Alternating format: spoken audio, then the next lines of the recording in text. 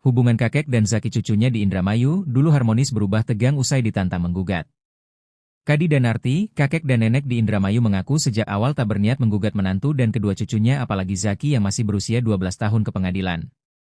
Diketahui, kedua cucu yakni Heriatno dan Zaki dan ibu mereka Rastiah digugat sang kakek terkait rumah warisan ayah mereka yang sudah meninggal dunia. Hubungan mereka sejak awal sebenarnya sangat baik dan harmonis layaknya keluarga pada umumnya.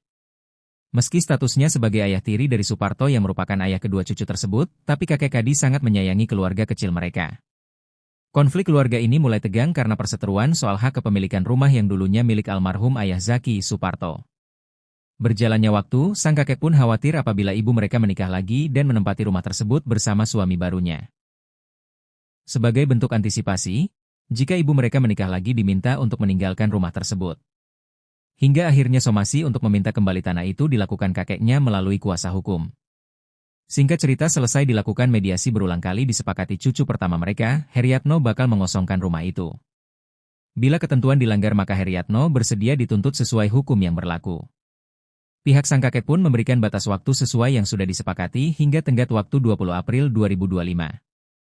Hanya saja, cucu pertama mereka sendiri yang menantang jika ingin rumah itu dikosongkan harus ada surat dari pengadilan dahulu.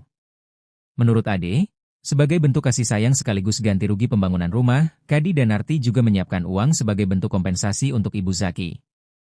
Nominalnya sekitar 100 juta rupiah, tapi ditolak oleh cucu pertamanya dan meminta kompensasi harus sebesar 350 juta rupiah. Ade Firmansyah Ramadan kembali menambahkan, jika memang kakek nenek ini tega terhadap cucu-cucunya sendiri, mungkin keduanya sudah melakukan niat jahat sejak awal. Ade mengungkapkan, kakek nenek ini sebenarnya juga tidak punya rumah milik.